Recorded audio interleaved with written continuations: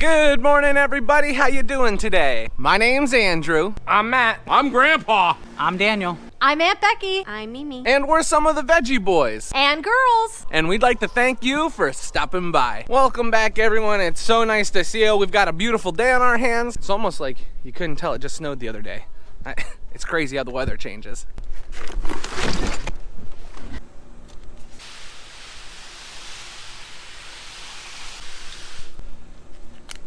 We are taking the time this morning to get all of our chores finished. The animals are taken care of, the farm market's set up, everything looks good, and now we're just going through the greenhouses and watering what needs to be watered. Something that looks really cool is these strawberries that we transplanted not too long ago. You remember how they looked when we transplanted them?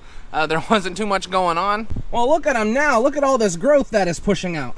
They look beautiful. And not only do the strawberries look good, our hanging baskets are nice, and those tomatoes we transplanted just the other day are growing like crazy.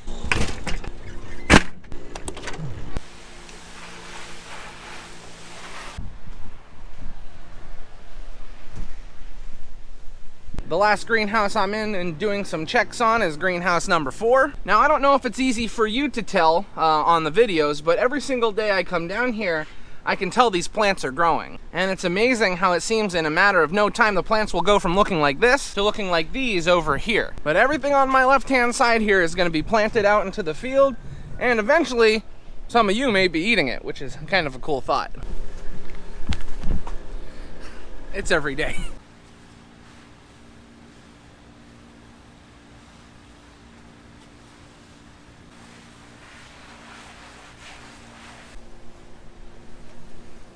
Now today I'm doing something called spot watering. It's not going to be too sunny outside, and we don't want to overwater our plants, so I'm only watering in areas that I know are going to be dry or that are dry already. The areas I'm kind of focusing on are the edge of the trays and just anywhere that's dry. Oh, look who it is. Gavin, what have you been working on today? Started off feeding the horses, and so far nothing else. That's why I'm here. Well, we're happy to have you with us. As long as the sun doesn't come out too strong today, we should be okay. I just finished watering. So beyond that, this greenhouse shouldn't need too much more help today. I was on my way up to the germination greenhouse to check on things there, and I stopped in greenhouse number 3. You can see our hanging baskets are really starting to get some nice size to them. A lot of the flowers are out in bloom. We're ready for sale. Now, when this video comes out, we'll be getting a lot closer to Mother's Day weekend, and we expect a lot of stuff to just fly right out of here. We've got another planting of bell peppers up here that is germinating really nicely. Over here we have some plum tomatoes that have a really nice stand. And then down through here we also have our red snapper tomatoes, our Biltmore tomatoes, and our Primo Red that are pushing out of the soil. Those tomatoes I just mentioned are our tomatoes that we will be planting out in the field shortly. It's too hot in there. Way too hot. We're getting ready to eat lunch. Grammy, tell them what we've got today. Burgers. Burgers with all the fixins, cauliflower, buttered noodles, and then what's this over here, Rhonda? Is that clam chowder? Oyster stew. Oyster stew. Man, we just have so much stuff going on. Now, if you're wondering why you haven't seen Dad or Daniel yet today, that's because they're out picking up a brand new to us piece of equipment. And I'm not gonna tell you what it is until it gets here, because then that's not exciting. We just got done with lunch, and Dad and Daniel got home with the machinery that they just picked up. Now, I did share it was brand new to us equipment, and it was that potato planter that we went and looked at not too long ago. We made the decision to purchase it, and they just got home with it. It looks really, really nice. It took them about 2.5 hours to get home with it. Because of how wide the machine is, you can't just hop on the interstate and start driving. So it took a little bit longer. They had to take all back roads. But now they are home, and hopefully we'll have good potatoes this year. That's something we've been trying to do.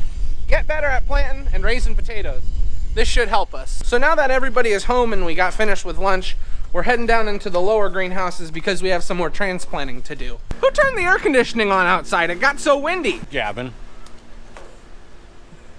Because he still has a coat on and he's sweating, so he turns the air on outside.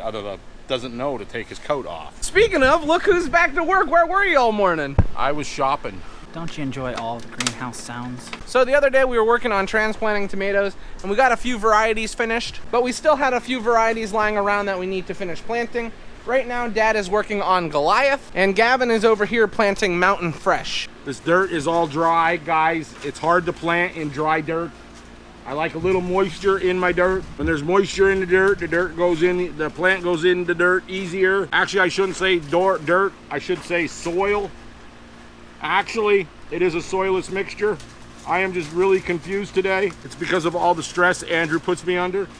He puts this camera right in front of me and says, "Here, Dad, talk to the camera. Plant tomatoes in dry, soilless dirt."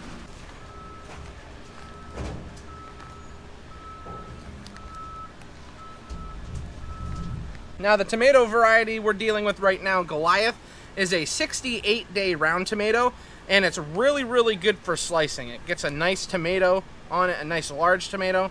And the thing that a lot of people love about this tomato is that it's only 68 days. So it's a relatively early tomato for the area we live in, and it produces large tomatoes. So this tomato variety is very popular, so we have to plant quite a bit. We just had someone that views the Veggie Boy channel often stopped in. He was from Australia. And it was nice to see somebody from another country that he said he enjoyed the videos. And he said his tomatoes got real tall and he got no fruit. So I told him what the reason was. I told him that the reason for that was, I asked him about what fertilizer he put on, and he said he put on a lot of nitrogen. And you don't want to put a lot of nitrogen on your tomato plants or your pepper plants. The reason for that is the nitrogen makes the plant grow fast, and it grows all stalk, and it'll grow very little fruit. You'll have a nice healthy plant, you'll have a big plant, but you'll only get a little fruit. So we put very little nitrogen on. If we put any nitrogen on, we only put maybe a pound or two to the acre. Now you're in a garden situation, it's very little you want to put on. It's only after the fruit appears, and then it'll help with the fruit size a little bit. But you need more phosphorus, potash, and other things for tomatoes.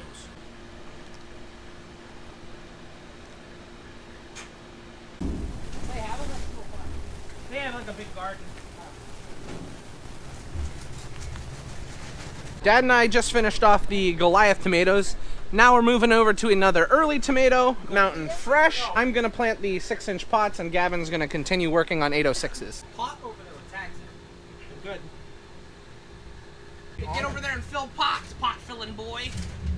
I would be honored to help you, Daniel. You know I want to help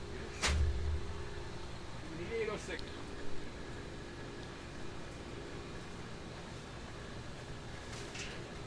Now these 6-inch pots, these tomatoes get really large because they have plenty of room to grow. So these plants will be much larger than the ones in the singles or in the packs because they have all that extra room to grow there. Now these 6-inch pots, even though it's the same plant that goes in the single pot, because these take up more room in the greenhouse, they cost a little bit more. When you're trying to price out all of your stuff, the things that take up the most space usually cost the most money in your greenhouse. All depends on the space that you use and the type of plant that you have. I have to wait for boss. What is he thinking?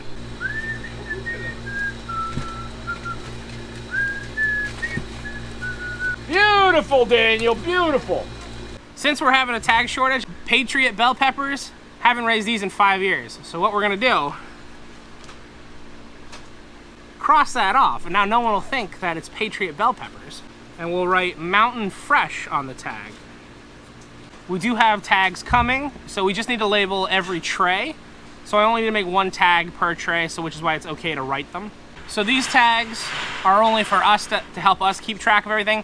Hopefully no customers will have to use these tags to figure out what they're buying. We'll have tags till then. Every time I turn around, Matthew's sitting in my chair. I'm the old guy here. I'm the one that gets the chair. No, not anymore. Matthew. Dad. Daniel! Just got finished helping Gavin with the Mountain Fresh, and now I'm gonna move over to help Dad with the Biltmore. And when customers say to us, "Give us what you use," Biltmore is usually a tomato that we would hand them.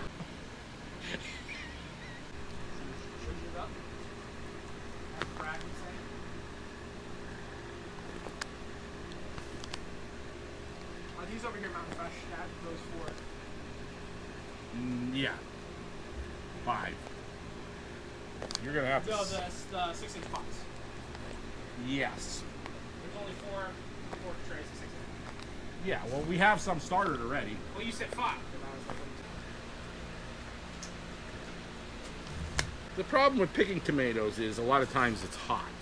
I got specific instructions for you. Really? Yeah. What are you even doing? It's growing out the side of his head.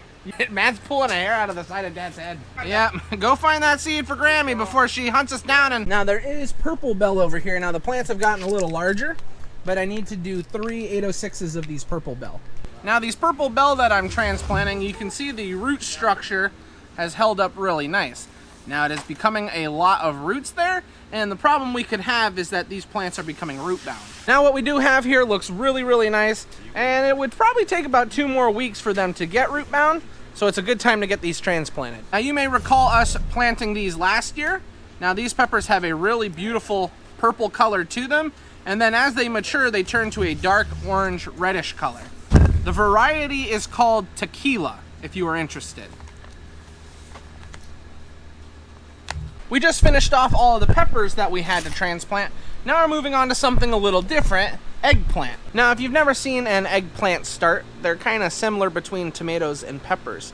They have the velvety feel of tomatoes, but they look similar to a pepper start. The variety is called Nadia, or this is just your standard purple or black eggplant. And we're also doing a slim eggplant that's known as Japanese eggplant. Now the reason why we're only planting 2 varieties is because 1, we couldn't get a hold of the white eggplant seed that we liked.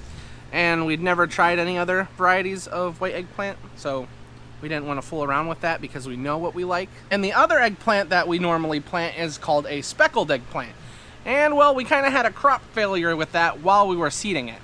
The seed never came up. We don't know if it was something we did. We don't know if it was the seed. Regardless, the speckled eggplant didn't come up. So this year we are only going with 2 varieties of eggplant. We've got our Italian eggplant and our purple or black eggplant. Now fortunately enough, these are our more popular varieties, and we'll just help our customers to find other farmers that are planting those other varieties of eggplant if they're really looking for them. We are fortunate in the area where we live. There's a few other farmers who are also transplanting and planting different types of vegetables. We're all about making a living here, but we're also about helping out our other farmers and our customers. So if another farmer has something that we don't, we'll send them over to them.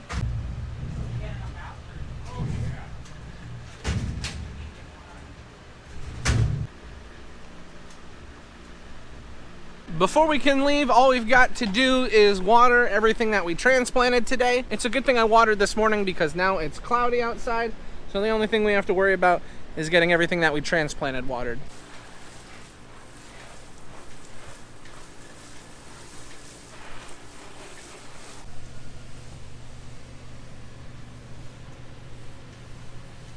Today was a great day in the greenhouse. It almost gives you a headache when you think about all the stuff that we have to think about and the stuff we have to move and prepare for. However, that's also one of our favorite parts.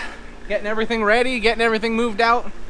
Sure is exciting to grow things. We're now finished working in the greenhouse for the day. I'm about to go hop in the truck. Daniel was taking the potato planter down to one of our storage barns, and I'm gonna go and pick him up. For example, this is our new potato planter. Well, new to us. We just bought this one. This is our old one. This was a 2-row international. I'm not sure. I think this was from the 50s. Daniel, tell him what the nickname of this machine is, though. It's called the cha-cha machine. That's because as you're going out through the field planting potatoes, it makes the sound that goes cha-cha-cha-cha-cha-cha-cha. So it was the cha-cha machine. Now I can see some coming up here. I'm just gonna open that up. Right there, you can see one. And then there's another one here, there. And I do a little more research, but it's raining and it's getting windier. I'm going home. So right now we are all standing around here in the farm market. We're getting closer to closing time, so we've just been kind of working together. For some reason my sound wasn't working anymore, but I wanted to show you a goose pooped all over my car. And then we went inside, we were having some dinner. I can't remember what Lauren made, but it was delicious. Callie was being cute as ever, laying on the ground. And that's basically it, everyone. We would like to thank you all for watching, and we hope to see you next time. Bye-bye!